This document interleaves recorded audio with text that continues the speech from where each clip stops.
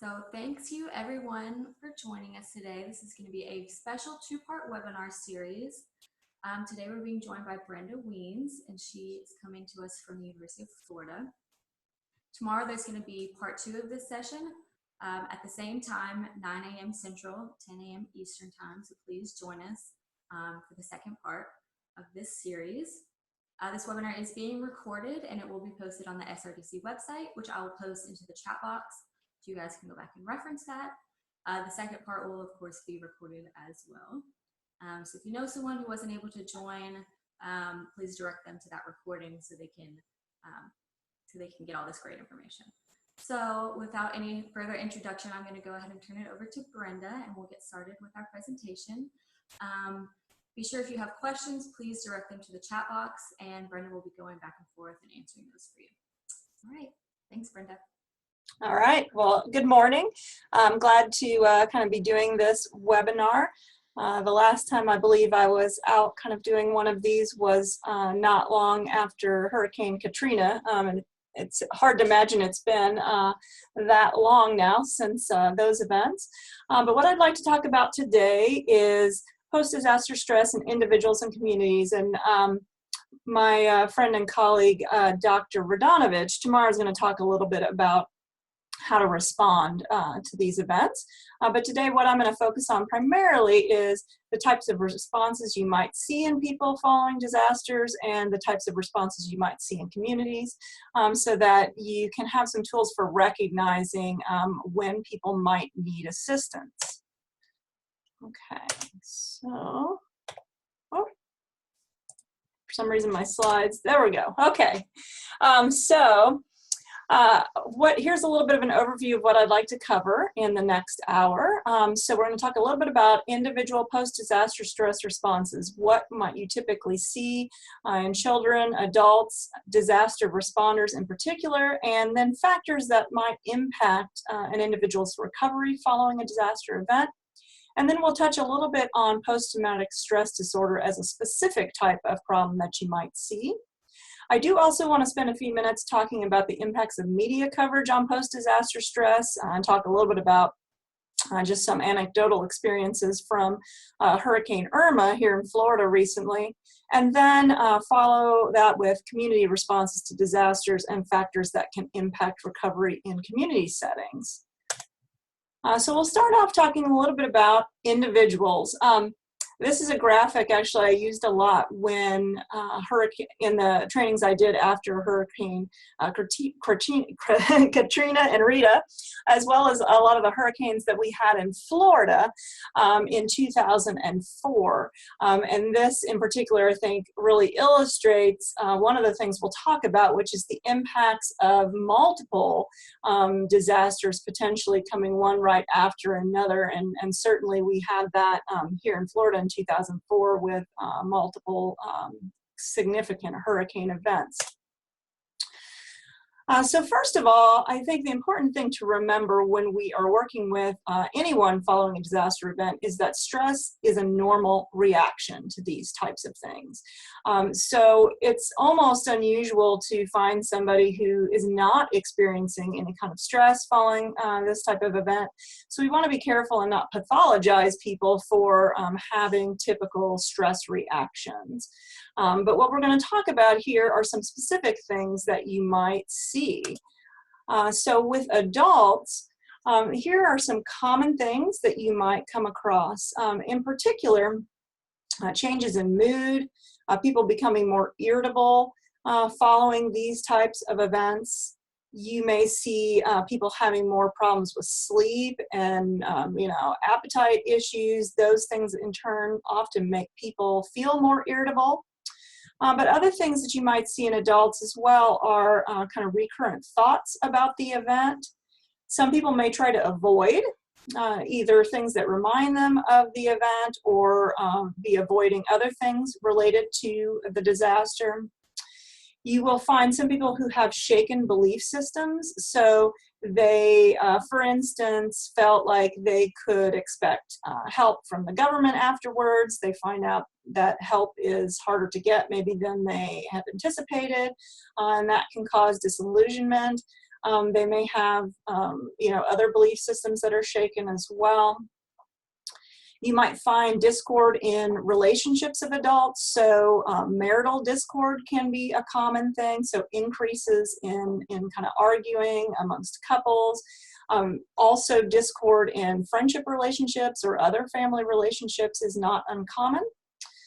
You may see people having declines in work performance, and part of that can just come from all the distractions that go on pre and post disaster events. So most certainly, just kind of thinking back to Hurricane Irma here in the fall that we had in Florida, it was a disrupting number of days at work, just even in the lead up to the event, where people are, for lack of a better term, panicking to some degree about what they should do. Should they leave? What, can't find gasoline. And so that gets in the way of people being able to concentrate in the work environment, even if, they're still supposed to be there. Following the disaster event, depending on what kinds of experiences people have had, what type of damage they personally have, or in their work role, who they may be working with and helping, those things too can be distracting at times and cause adults to see a decline in their work performance. And then also another thing that we worry about are seeing problems like increased substance use or more significant psychological problems like PTSD, which we will touch on that a little bit later. But in particular, one of the things you want to monitor for is if you see people where, either one, it looks like they may be engaging in a lot more substance use, or there's some sort of change you notice in them that seems, not typical for the person. And that would be a sign that you would want to find more out and try to get that person some assistance. So in children, we can see also a number of emotional reactions that we might see in adults, but in particular for younger kids, we may often see stress come out through their behavior. So for young kids that don't yet have the complex language development that adults do, they may act out. You may see increases in things like temper tantrums or other kinds of behavioral problems, fighting with their friends. Older kids, you may see them have kind of similar reactions to adults in terms of anxiety about the event, also, kind of mood issues as well. Nightmares are not uncommon to see amongst kids. In particular, one of the difficulties that kids can face following these types of events is they may have more difficulty being able to process the news and the information that they are being exposed to or they hear. Like younger children in particular, if they see repeated coverage of an event on TV, they may have difficulty understanding that it's not reoccurring, that it's only been that one event and now people are playing back coverage. They may think it's continuing to happen. So in particular, we have to watch with younger kids and make sure that they don't have misperceptions about what's going on. Another place where we might want to pay attention to kids and monitor for difficulties would be in the school environment. So not uncommon to see things like trouble concentrating in school, academic issues, or behavioral issues come up in the school setting for kids following these types of events. Also, physical complaints are something to monitor for in kids. So again, particularly with younger kids, but you can also see this in older kids as well. Anxiety can come out through physical complaints. So increased stomach aches, headaches, those types of things. Kids don't always recognize that the feelings they are experiencing are anxiety and worry. And instead they may be telling us, that they, have some sort of aches or pains or problems like that. School avoidance or, avoidance of other types of things is another thing that you would want to monitor for in kids. So I want to touch a little bit on post-disaster stress and responders as well. So responders are in particular exposed to a lot of different risk factors that we will touch on in a moment when we get to a discussion of PTSD. But in particular, things that you'd want to pay attention to in your first responder community, also anyone that that is going to be working a lot with disaster survivors, are things like, again, kind of nightmares. So people talking about, I had trouble sleeping last night, I was having nightmares about this event, or I was having dreams about it. Avoidance, so people who are maybe not wanting to go to work or wanting to avoid certain situations because of the stress that they're under post-disaster.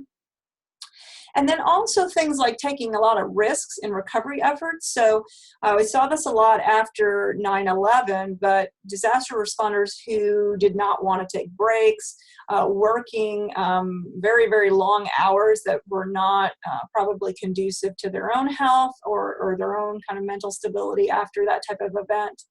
And then also seeing stress and discord with commanders or people who maybe their kind of boss or first in line, having difficulties taking breaks, like I mentioned, people who start to increase use of substances, particularly alcohol abuse is one thing that has been studied that can increase in responders following different kinds of disasters or traumatic events that they have to respond to.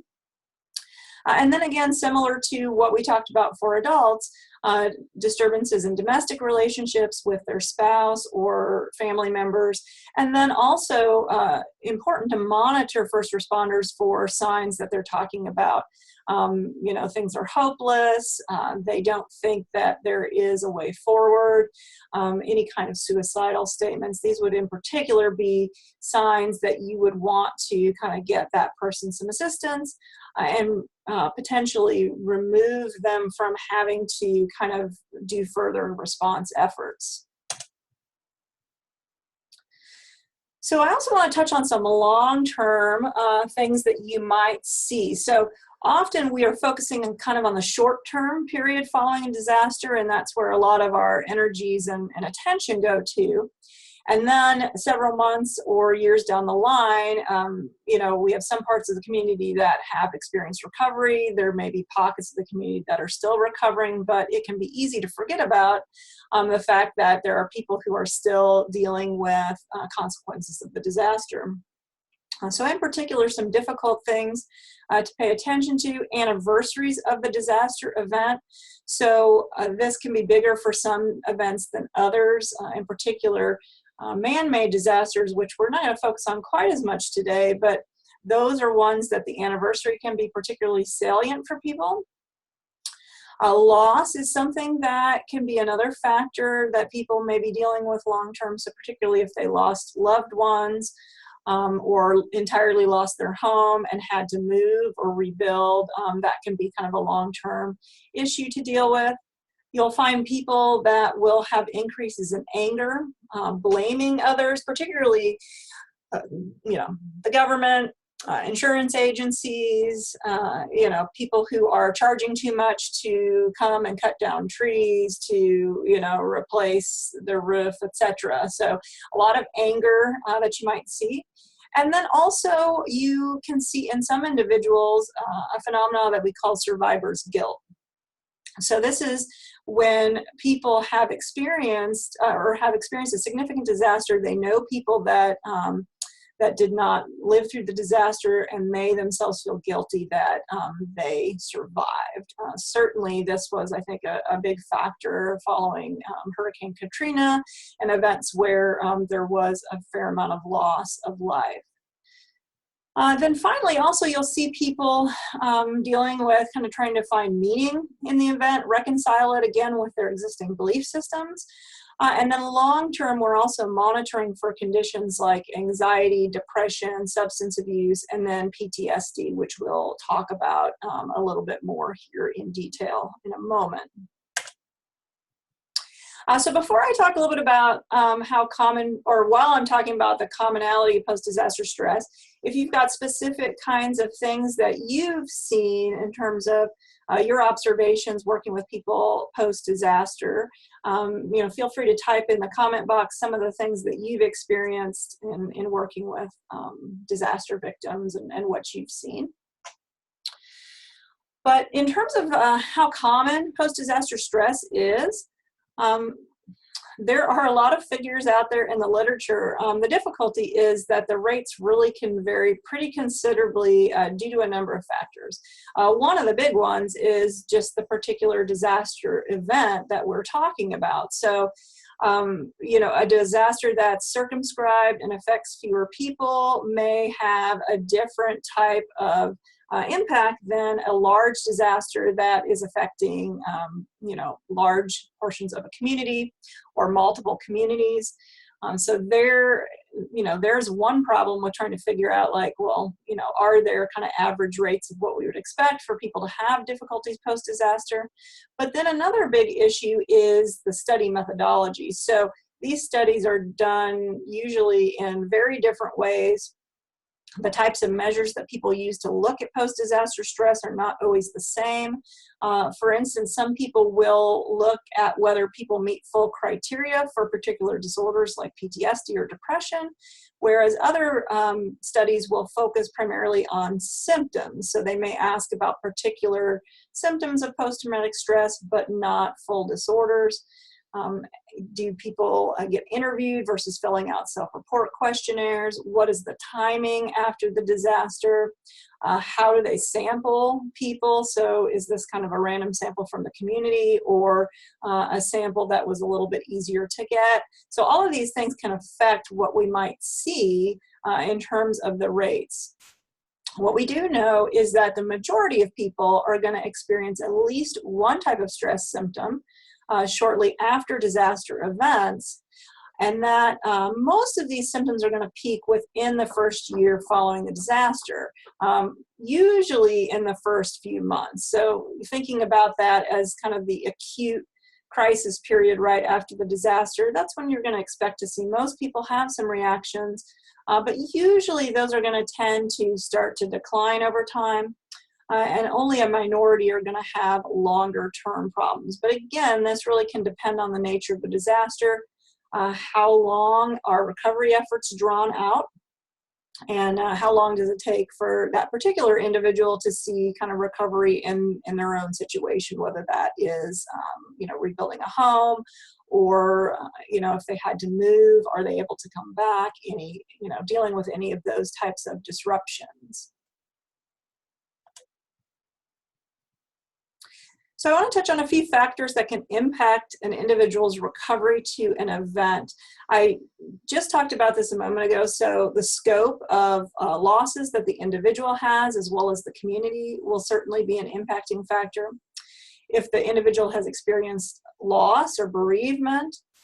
Another big one is uneven recovery. So we'll talk a little bit later about community responses to these types of events, but uneven recovery is a really big issue. You can have some individuals who get very little damage or don't have very many impacts, and then others who experience much more catastrophic loss following these events. And that can be difficult because when you are trying to get social support from others, the fact that some people might not be able to relate to what you've experienced can make it a little bit more difficult. Also, age can play a role. So certainly younger individuals may be more at risk. Older, elderly individuals as well that might have fewer access or less access to different types of resources may also be at risk. How you interpret the disaster event can impact how it's going to affect you. So whether you see it as something that you can recover from, or whether you interpret it to be something, you know, where your life is never going to be the same, and it's going to be a significant kind of loss for you. Another big one is the threat to life or the severity of disaster exposure. So I, you know, go back a lot to examples from Hurricane Katrina because that was a pretty substantial event, but recently, some of the disasters we have had have been of similar magnitude. So, for instance, being in a situation where your house is flooding, you have to, you know, go and, you know, climb to the roof, wait for someone to come and rescue you, hoping that you're, you know, not going, you know, that the water's not going to keep rising or that someone is going to find you. And that can be a really significant risk factor for people having more significant post-disaster stress reactions. We know from research on PTSD that the risk of losing one's life is definitely a significant risk factor for the development of that. Another factor that can impact how people respond is their coping style. So do they tend to be a person that actively copes with problems, or is a more passive coper? Are they a person who focuses a lot on their emotional reactions, or is searching for, well, how can I go out and try to make a difference following this event? Like, who can I help? What can I do? So that is going to affect too how people respond. Any individuals who have a pre-existing history of difficulties with, psychological problems or past traumas, they've been through other disasters, that's certainly going to put them at some risks. And then too, unique characteristics of the disaster. So how much control do people feel like they had in the lead up to the event, in preparation for it? Do people feel like they have gotten assistance following it, that people are listening to their concerns? Those are all things that are going to impact how they respond. And then one of the things that we don't think a lot about are secondary disaster impacts. So people who have significant economic problems post-disaster, they lose their job for some reason, they have to relocate entirely and lose their community supports. Those are all things to pay attention to as well that can put someone at risk. And that really leads into kind of this last piece here, which are people's social support and resources. So do people have access to others that they can lean on for help, that they can talk with? Do they know how to access community resources? So frequently there may be a lot of resources available, but people may not always know that they're there, or how to access them, or whether they are eligible to access those resources. So that is also something that can impact how people will recover.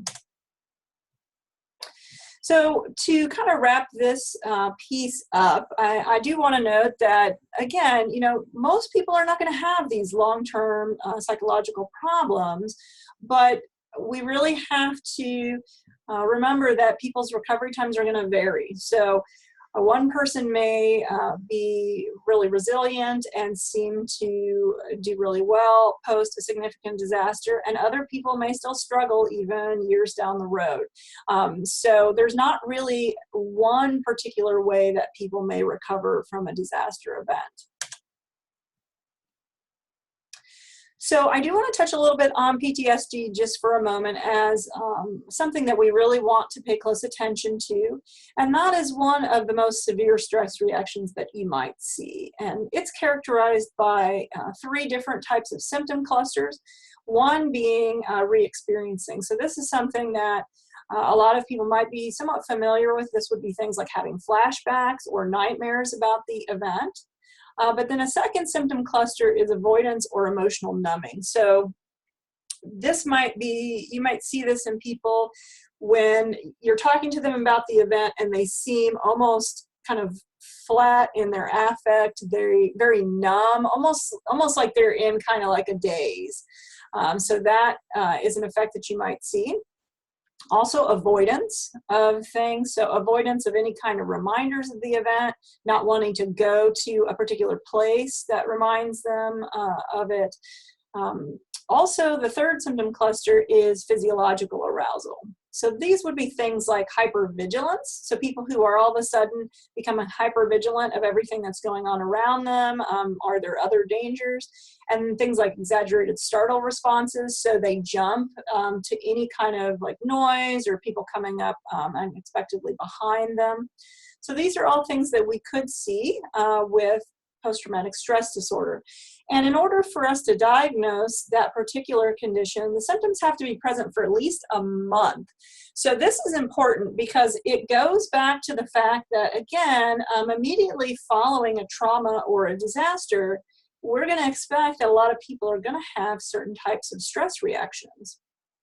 So if these symptoms are present less than a month, usually we refer to that as an acute stress disorder. Again, we'd have to have a pretty significant amount of symptoms for that type of diagnosis, but it's only when the symptoms are chronically present for more than a month that we start to think about PTSD. So in terms of rates of PTSD, just generally amongst US adults, it tends to be roughly around 8%. And you know, following disasters, that rate can really vary. So usually it's higher than that. Sometimes though, you will find rates that are lower. Usually somewhere in the 20 to 40% range is what kind of overviews of research in this area have found. And again, it's going to depend a lot on the disaster event. Interestingly, after 9/11, when in looking particularly at some studies with kids, you might think PTSD is going to be one of the biggest things that you see, but actually there were some other psychological disorders that were more common than PTSD. And so again, part of that depends on what types of things people are exposed to in the disaster, what their experiences are. But a rule of thumb typically is that you're going to see higher rates of PTSD following human-made disasters. So again, for instance, 9/11 as compared to a natural disaster event.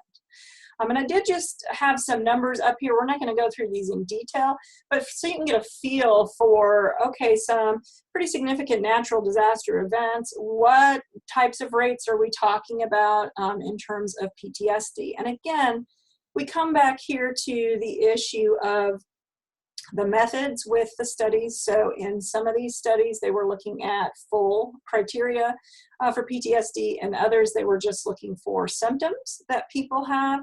And what you see is that quite a few kids and adults have these types of symptoms following these events. So here you'll see Hurricane Andrew, that amongst adults about a quarter had pretty significant symptoms, kids even higher amounts of symptoms, and particularly you see differences where kids that experienced higher impacts of the hurricane had greater symptoms.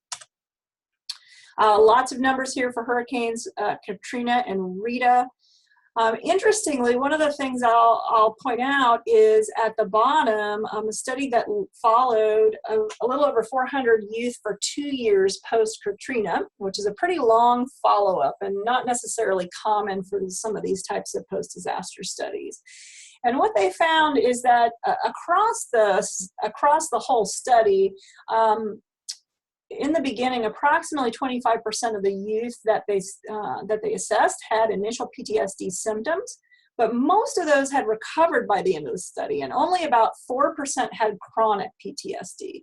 So again, reactions and difficulties in the shorter term are more common, while those longer term difficulties, usually the numbers are not going to be quite as high, but those in particular are kids or adults where we want to try to help them as soon as possible so we can lower the potential number of people who might have these more chronic longer term problems. So here are a few risk factors that you can see for PTSD. In particular, women, females are a higher risk of PTSD, and that relates to females having higher rates, in particular of anxiety disorders and mood disorders. Being 40 to 60 years old is another risk factor. Ethnic minority status or low socioeconomic status are also both risk factors. Part of those relate to the types of resources that you might have access to help assist you with dealing with the trauma. Any kind of history of pre-existing emotional problems, as we noted before, for just general post-disaster stress, it's also a risk factor for PTSD. Also living in highly disrupted or traumatized communities. So you can imagine a community that's had a lot of stress pre-disaster, but then experiences a disaster event on top of that, that certainly can be a higher risk factor. And then any kind of ongoing psychosocial stressors that the individual might experience over time are going to increase their risk. And then finally, we touched on this before, individuals who have a higher level of exposure or perceived threat to life, that can in particular be a significant risk factor for post-traumatic stress disorder. In first responders, a big one is exposure to death and injury. So most certainly your first responders who are there initially, who may be doing rescue and recovery and have to deal with exposure to significant loss. That's going to be a risk factor for them. And in particular, one of the things that's been seen in research with first responders is that those who identify with the victims in some way may be at a higher risk. So this would be a first responder who comes across a victim, and that person reminds them of somebody that they know, reminds them of a family member or a friend, and they have a personal identification where that hits them harder. Individuals who don't have prior disaster experience can be at risk. So if you think about some of your smaller rural communities where there's a lot of volunteers that help out following disasters, that definitely can put them at risk. Exposure to hazards and long hours. So we saw this most certainly following 9/11, but definitely following a lot of the hurricanes as well, where you have significant flooding and other extreme environments where people might come into contact with different types of debris, toxins, other kinds of things that might cause injury. Very emotionally challenging work, and then their prior psychological adjustments. So how were they prior to the relief work? Have they had a prior history of other kinds of trauma exposure, PTSD, or so forth? And then finally, avoidance of help. And often that can be due to stigma. So individuals might find it hard to reach out for help. They may be concerned that that will be negatively seen, by supervisors. They may lose their job potentially if they're seen as not fit to continue with relief efforts. So that is something that can stop people at times from reaching out to get assistance. So just a real quick note on treatment of PTSD. The typical evidence-based treatment would be called cognitive behavioral therapy, and that includes helping people slowly kind of expose themselves to elements of the traumatic event so that they can be able to kind of reduce their anxiety related to that. Some of you may have heard of or be familiar with something called critical incident stress debriefing or psychological debriefing. It comes under a number of terms. This is something that's no longer recommended for widespread use, given some research findings that actually, in some cases, there could be increased stress responses in people who have done debriefing. So the recommended kind of prevention efforts now are something called psychological first aid, where essentially we are attending to people's basic needs. So making sure they have food, they have water, they have their medications, that if they have children, that they've got things like diapers and formula, making sure that they've got a safe place to stay, that their kind of basic needs are being met, and that they have someone to listen to, to provide support. But we don't necessarily need to feel like we need to delve into the trauma with them, because that would be more what you would see in kind of some of the debriefing types of interventions. And again, for some people, the research suggests that it might not be good to be specifically delving into that. So really, we want to just be there to provide support. Then also screening people for, to see who might be most at risk is something that can be beneficial. And then just providing education, unexpected emotional responses. So we've just kind of been going through a lot of those for individuals and kids and first responders. And I think a really big thing that we can do is to provide people with information about, well, these are common reactions, and it's not unusual for people to experience stress. So they don't feel that that something is necessarily wrong with them because they're having those reactions. Okay. So I don't know if people have questions kind of before I continue a little bit more. Certainly if you've got one, type it in the chat box there and I will come to it. So I do want to spend just a couple minutes talking about media, how that might interface with how people respond to these types of events. So here, what you see are a couple graphics from Hurricane Irma. that we experienced here in the fall in Florida. And I think this is kind of telling of what potentially the types of reactions people might have to the media. What was really fascinating to me, I think part of it because we have now really greater access to information than ever before through the internet, social media, news outlets that are operating 24/7, is that people who are not near to the disaster event, their interpretations of what is happening can then cause secondary stress for people who are actually there. So a great example is, people saw these graphics up on television, social media, and, when they see this type of a picture, they think, well, the entire state of Florida is about to be obliterated.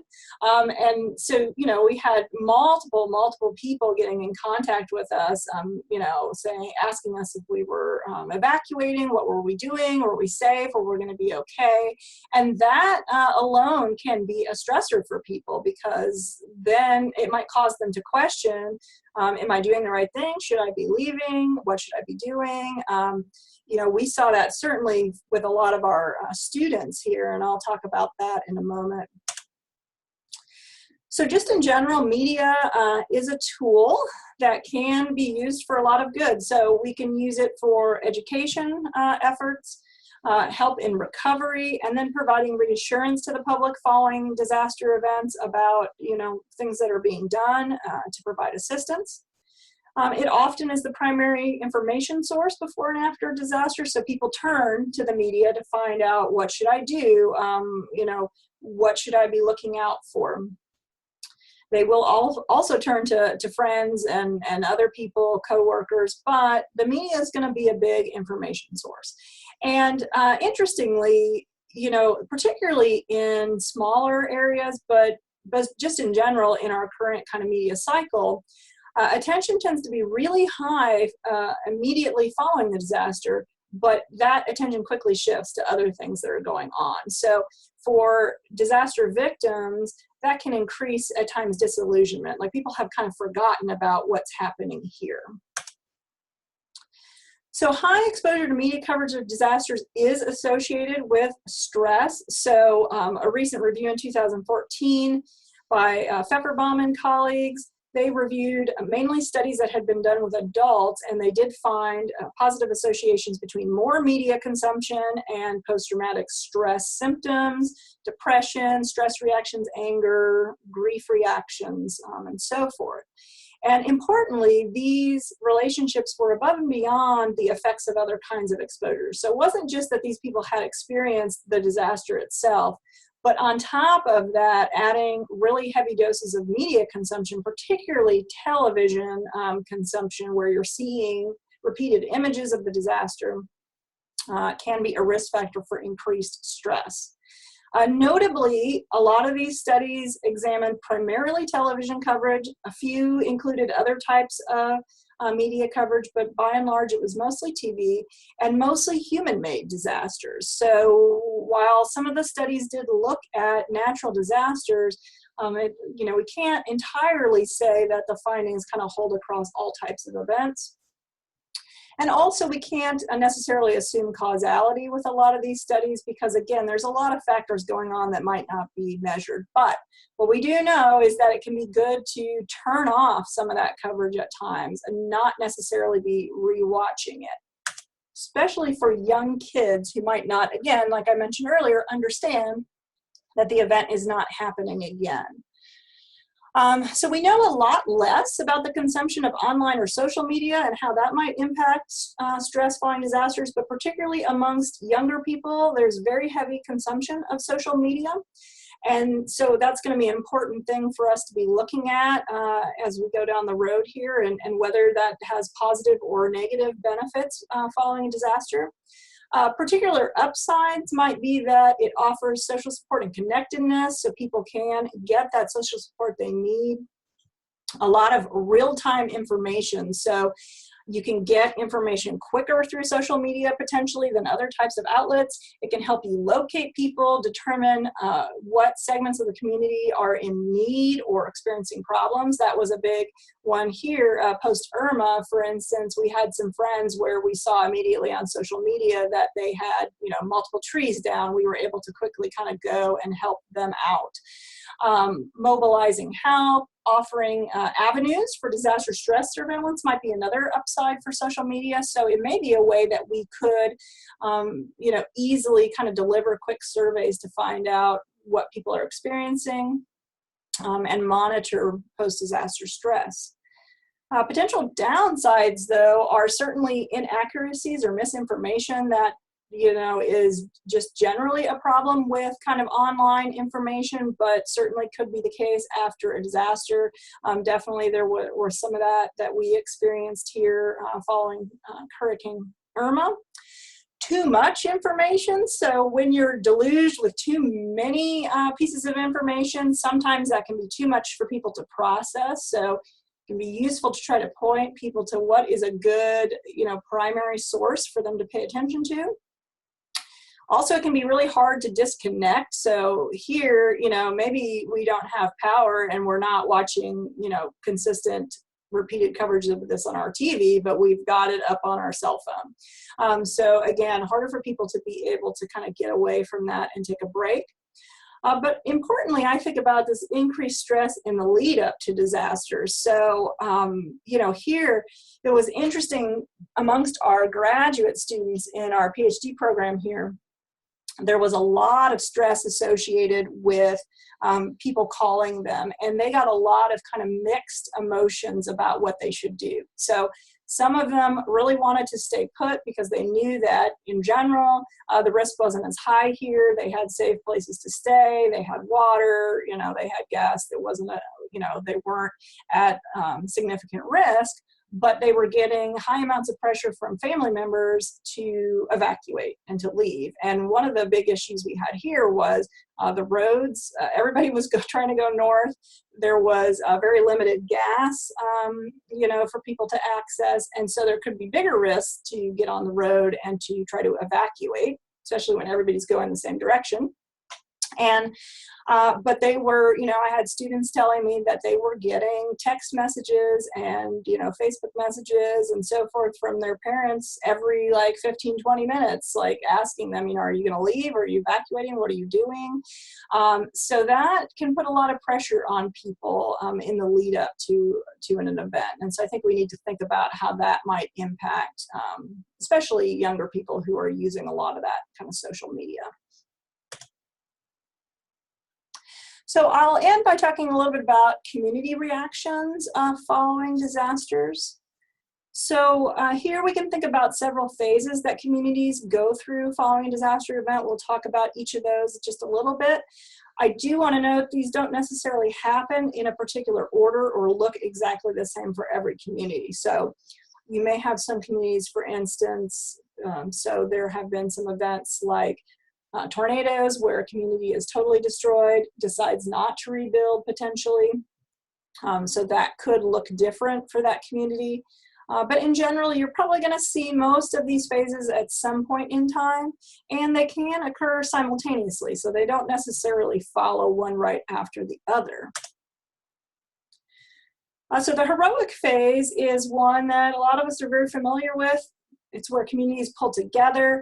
They are immediately trying to help individuals and respond in, you know, supportive, altruistic ways.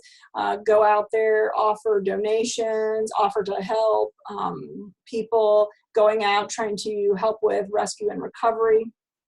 So this is often a time of a lot of cohesiveness in the community. The honeymoon phase, so this again is a phase where attention is staying very focused, often on the victims. Again, you see continued kind of intense community mobilization, a lot of consensus on what should be done, people coming from all over the place to help, and now with the, again, the kind of increase in online and social media, people offering help from a distance, whether that be monetarily or through other types of donations. And then your community organizations finding ways to adapt and help those around them. So there's a lot of resources often that are available during this kind of phase. But then at some point, most communities are going to experience disillusionment. And so this is the phase where people, really are trying to deal with all the impacts that the disaster has left them with, but the resources and the help are starting to pull out or diminish, or the attention has shifted to other things. So this is often the longest phase of recovery for communities.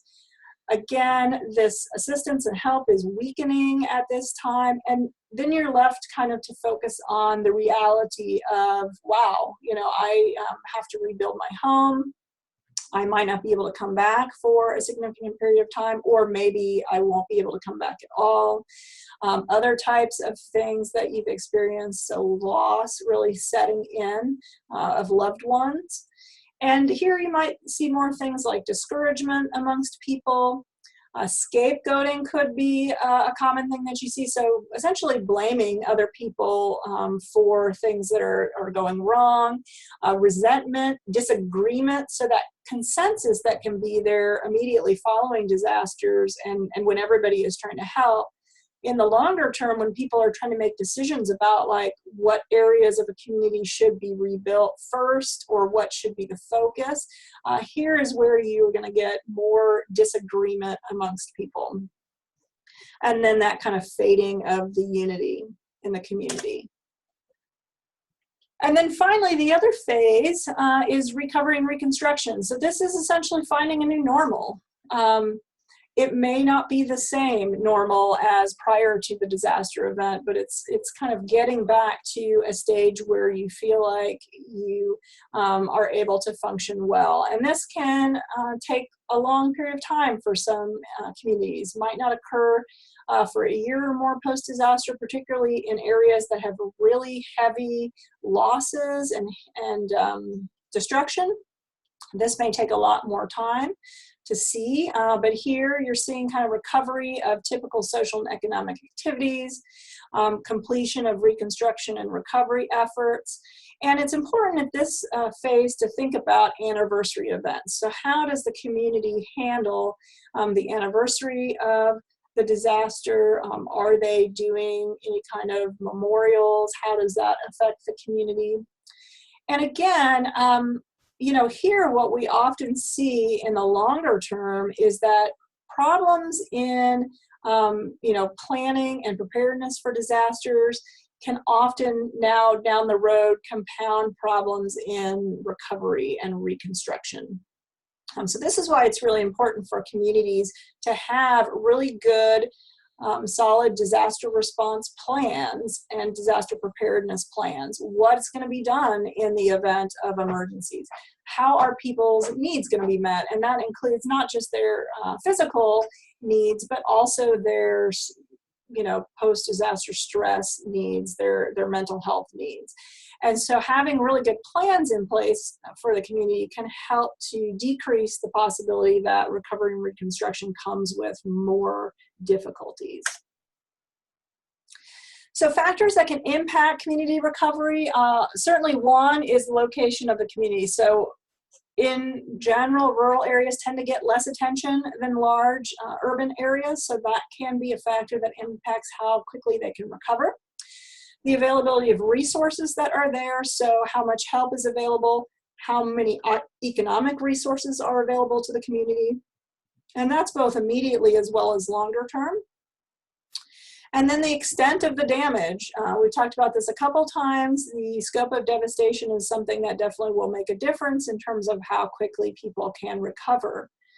And then the occurrence of back-to-back stressors is a big one. So where we have multiple disaster events, so for instance, a significant disastrous tornado that is then followed by flooding. Back-to-back hurricanes. Those of us who live in the Southeast are familiar with the back-to-back hurricane potential. And that really can make it much harder for communities to bounce back or recover, as well as for individuals to recover. Then also there's a breakup of social networks in a community. So this was a factor that was seen pretty heavily post-Katrina, where there were some segments of the community that were not able to afford to come back because rebuilding in some of the areas that were really hard hit by Katrina was going to be very expensive. Some people didn't have coverage for their losses, and it was just not going to be possible for them to come back. And when that happens, you have essentially disruption of the typical social networks that people had in their community. So whether that be through their workplace, their neighborhood, their different social institutions that they go to in the church, you have breakups in those social networks, and that really can make it difficult for the community to recover. We touched on earlier for individuals the same phenomenon of uneven recovery. So different parts of the community recovering faster than others. And then finally, the economic impacts. So that's one I'm going to touch on just a little bit more here. So there can be both direct and indirect economic impacts following disaster events. Direct ones are things that we typically easily see, like structural damage to buildings, damage to the agriculture industry. I have a photo down here at the bottom following some of the 2004 Florida hurricanes, where you see there all the oranges off of the trees. So really significant agricultural losses, which can be a big hit, particularly in our rural communities.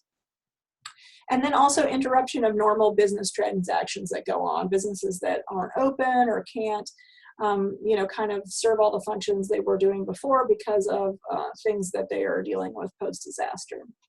But there's also a lot of indirect economic impacts, unemployment due to lost business, financial strain that people are experiencing because they may not have, their insurance coverage might not cover all the losses they're experiencing. Loss of tourism is a big one. So this was certainly a factor following the Gulf oil spills, also following significant hurricanes. The community is not able to have as many people come because a lot of things are undergoing rebuilding or recovery. But in some areas, tourism is a very huge driver of the economic kind of environment there.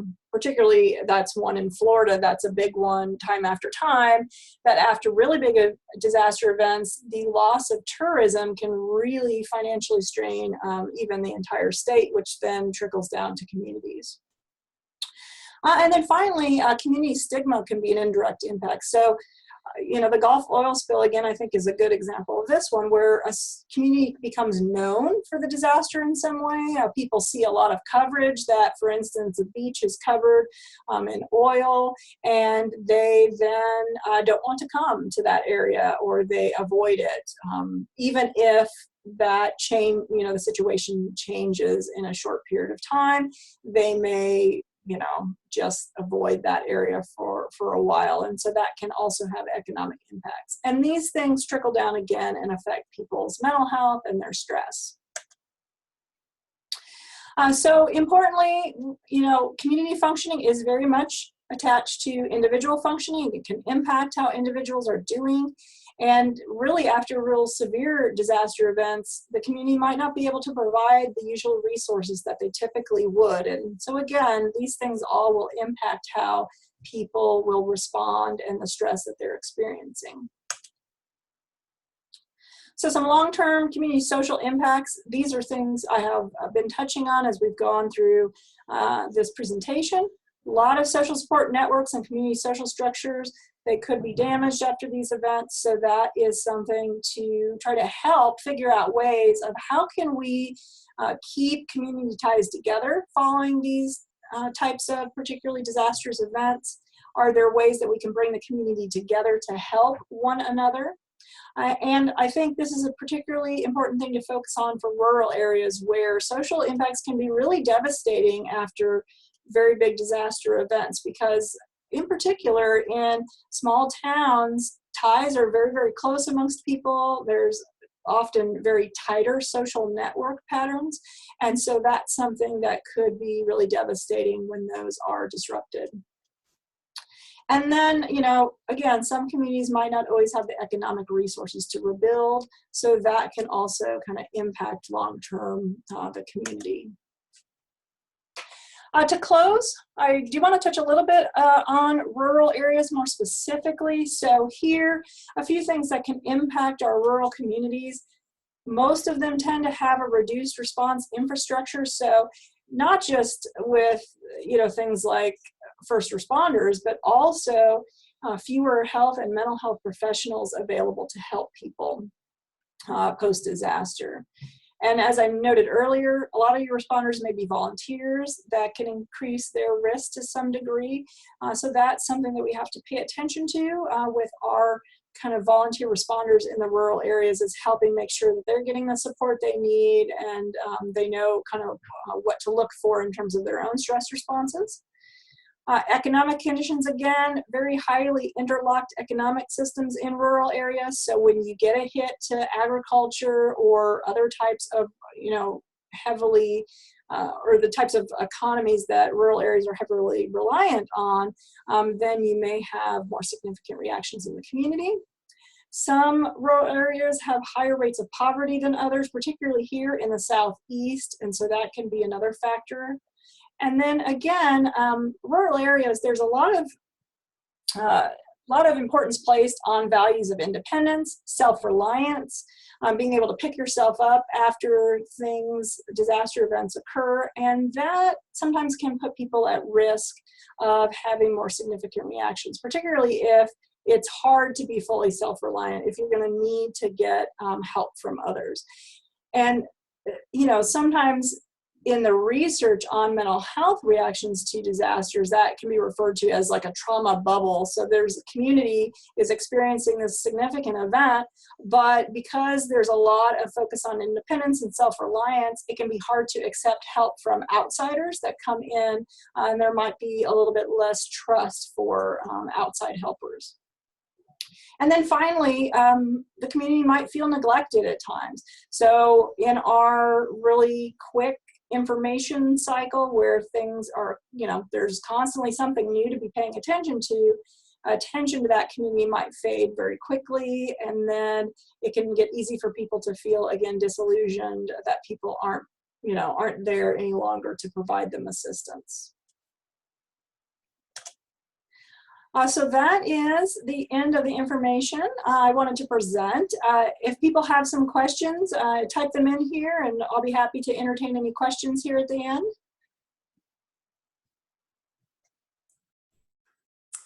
Thank you, Brenda. Yes, everyone, if you have a question, now's your time to ask. Go ahead and write that in the chat box. We'll give you all a few minutes.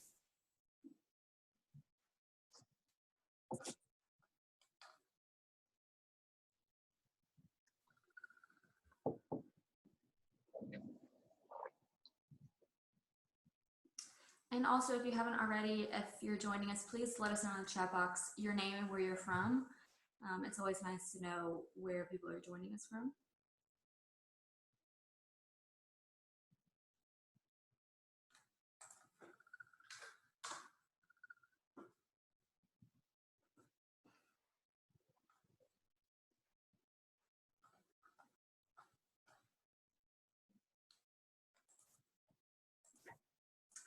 All right, well, if there are no other questions, I'd like to say thank you to Brenda, and thank you for everyone for watching. Like I said, this will be recorded and posted on our SRDC website. And please also join us tomorrow at the same time, 9 a.m. Central, for part 2 of this series. All right, thank you. And feel free, if you've got questions, if you email them to SRDC, I'll be happy to respond via email too. All right, thank you very much.